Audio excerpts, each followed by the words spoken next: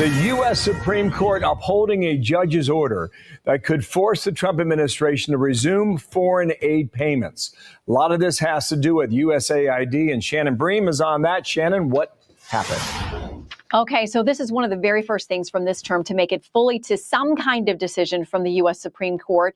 And this is about foreign aid that was ordered to be paid out by a lower court judge. There were groups who take in USAID money, and they had gone and said, listen, this freeze is harming us. And they went to the district court judge, that lower court level, and he said, yes, the government has to pay this out. It went through the appeals, got to the Supreme Court. They, by a 5-4 vote today, say they won't put that judge's order on hold. But they've told that lower court, now you need to explain to the Trump administration exactly what money you want them to pay out. The dissenters, led by Justice Alito, also with Thomas, Gorsuch, and Kavanaugh, which means that Chief Justice Roberts and Justice Barrett did side with the Democrat appointees on the court. They've said they're dissenting. And let me read you a little bit of this. They say the court makes a most unfortunate misstep that rewards an act of judicial hubris and imposes a $2 billion penalty on American taxpayers. They say the relief that's been ordered to pay this money out is an extreme response. It says a federal court has many tools to address a party's supposed malfeasance. Self-aggrandizement of its jurisdiction is not one of them. In plain English, they think the lower court got it wrong and was way out of bounds to order this money paid out. They say it's going to be to the harm of the American taxpayer. They've now said to that lower court, explain to the Trump administration exactly what they have to do. But the order stands. The money's got to go out. Shannon, how big of a surprise is this? How do you find it? Listen, anytime it's a 5-4, you can't be sure exactly. You know, it was a close decision. One vote flips either Roberts or Barrett the other way, and this is a different decision. So we knew they were wrestling with it. And the fact that this lengthy dissent has been written, led by Justice Alito, means the court really struggled with it. But it is a loss for the Trump administration. Of the nearly 100 cases now pending, there's some other stuff we're waiting for from the Supreme Court level as well. Okay, my guess is it's not the end of this, but we shall see in time. Thank you, Shannon. Yeah, thank you for popping on the air. Appreciate that. Shannon Bream there indeed. What's up, y'all? Gerald here, creator of Gospel Chops and your host for this YouTube channel, back with another video. Now, y'all, here we find ourselves in a political and judicial conundrum where we have fought long and hard to get conservative justices elected to the court. Donald Trump, in his first term, had an unprecedented 3 judges that he was able to put on the court: Kavanaugh, Gorsuch, and Amy Coney Barrett. Oh my goodness. Republicans are starting to call her Amy Commie Barrett because she seems to be, well, not a conservative at all. In some of the rulings that have come forth lately, she seems to be siding with the liberals on the court. People on the right side of things are starting to scratch their heads and say, hey, who is this chick y'all brought off in here? Did you vet her? Was she properly vetted? Did anyone look into her background, because she is letting us down repeatedly on these conservative judicial principles? And here we are, y'all, with the latest case where USAID, where Doge has got off into the government and found all kinds of waste, fraud, and abuse, and they're exposing it all to Americans, and we're appreciative. We love it. Keep digging, keep uncovering, keep showing us what has been going on in government, because we've known all along that they were crooked. We just couldn't prove it because we didn't have access. Well, Donald Trump has given Elon Musk and his Doge team access, and they are showing us what has been going on in government. They are proving to us that we have been right all along for decades, y'all. They have been punking our money off, all the while telling us that they can't give no tax cuts, they can't give no rebates, they can't do nothing, but they are stealing the tax money, sending it overseas for all types of nefarious reasons. Well, here we have Donald Trump, who has come into office, Donald Trump 2.0. And I told y'all before, 47 is not like 45. Y'all hold on. Brace yourself for the ride. Candace Owens says life is hard by a helmet. You better put your helmet on, because things are going to get crazy in Donald Trump 2.0. However, when we have cases like this that go all the way up to the Supreme Court, where you have a conservative court, supposedly, allegedly, and you have an Amy Coney Barrett and a Chief Justice Roberts, who side with the liberals of the court and says, bump Article 2. We don't care about the executive branch and their powers and their privileges. We, as the judicial branch, are going to tell the executive branch what to do. Well, I have a problem with that. And many other Americans have a problem with that, especially with this new person on the court who is trying to establish herself, but seems to be caught in the middle because the liberals hate her. And now the conservatives are starting to hate her because of her rulings. Well, Amy Coney Barrett has sided with the liberals once again and said that USAID must pay out $2 billion of your tax dollars that we know is fraud. Elon Musk and Doge already exposed it. We know it's funny money, but it must be paid out by some little district court judge somewhere in some little small district who is able to take his district court position and rule on edicts that affect the nation. And we begin with breaking news from the nation's highest court. In a 5-4 ruling, the Supreme Court has rejected the Trump administration's request to keep foreign aid frozen. The billions of dollars in aid had been approved by Congress. Here with us to break all of this down, it's very, very significant. CNN's chief legal affairs correspondent, Paula Reed. This was an incredibly fast decision by the U.S. Supreme Court. It was, and it's rare that the Supreme Court drops a decision on us at 9 o'clock in the morning. And look, this decision was pretty technical, but it really reveals a lot about the divides within the court itself. This is the second time that Trump's efforts to reshape the federal government have gone up to the high court. And here specifically, the Trump administration was asking the court to keep foreign aid frozen. But the court declined to do that. They actually sent that whole issue back down to the lower court to decide if those funds need to be released. Now, this is the second time that the Supreme Court has declined to intervene on Trump's behalf. But I want to note the larger questions about what Trump can and cannot do with Doge, with this kind of foreign aid.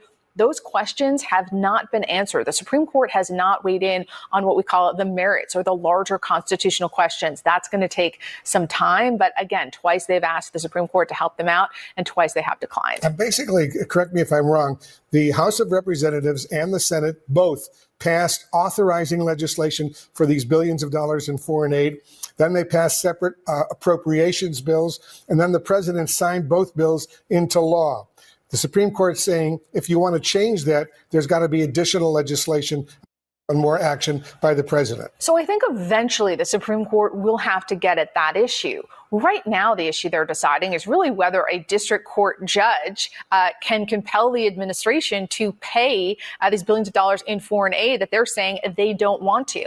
So the other side of it, the Trump administration and the dissenters in this case argue, first of all, the district court judge had no power to do what he did, that he overstepped. Second of all, that the way this case was brought by private businesses was procedurally improper. And third, the dissenting conservative justices argue what we, the Supreme Court, should have done is put this whole thing on hold so that we could have the full rounds of briefing and argument that we'd ordinarily have. And as the dissent correctly notes, the practical impact of this is that $2 billion is almost certainly going to get out the door and nobody can stop it at this point. When can that happen? That's what I'm trying to get at, just sort of the direct impact from this. Yeah. Yes, they're sending it back to the lower court, but what does it mean for that aid that's frozen right now? So as Paula said, the Supreme Court has now sent this case back to the district court, the trial level court. And this is the same judge who previously ordered the federal government, you cannot block this. You need to get it out the door. He gave him something like 36 hours to get it out the door.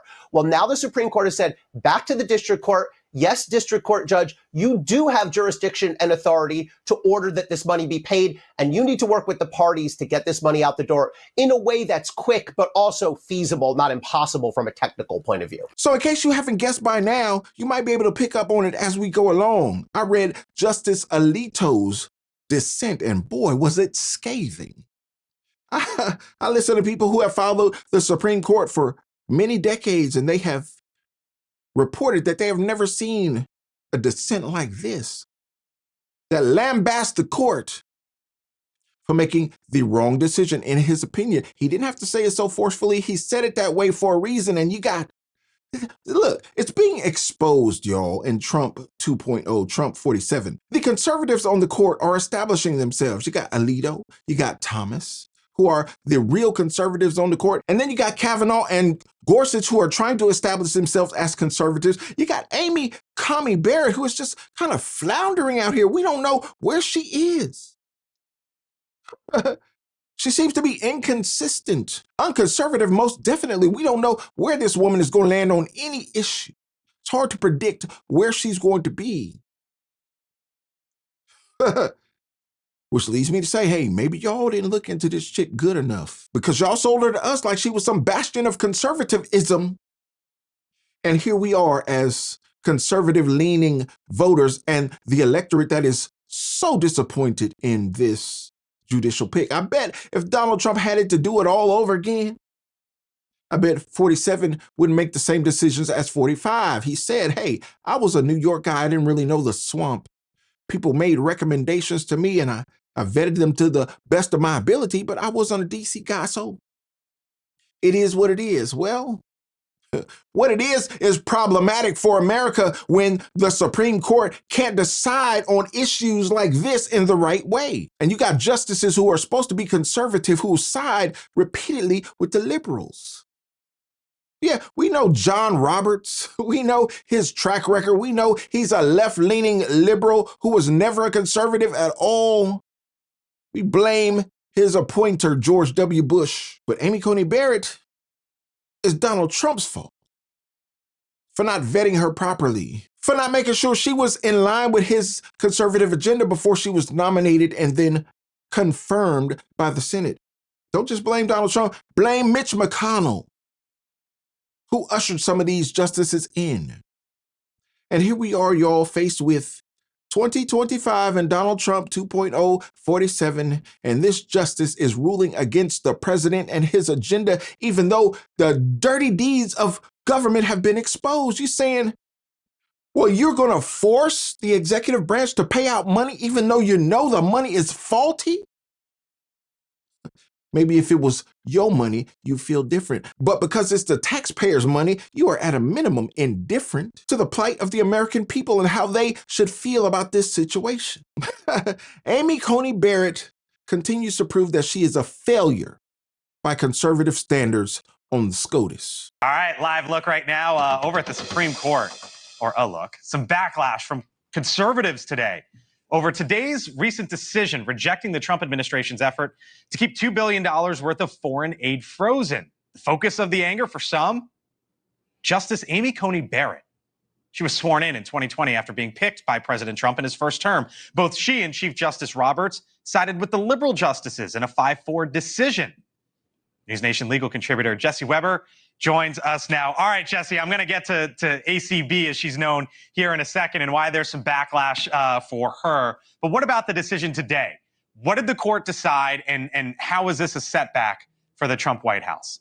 It's a major setback. They ruled against the government. They ruled against the Trump administration because they refused to lift a lower court judge's order that prohibited the federal government from suspending foreign aid. And we're talking about money that now has to conceivably be paid out, $2 billion in reimbursements for work that had already been done. And the Supreme Court instructed the lower court, who issued this order, they now have to give guidance to the federal government about how exactly and when exactly they're going to pay out this money. So it's a big loss. So Amy Coney Barrett went against Gorsuch, went against Kavanaugh, the two other Trump picks in the first term. It's not the first time that's happened recently. There was an image last night at the State of the Union address where Trump kind of casually went by her. They had a look at each other. And there's some furor on the right for Amy Coney Barrett.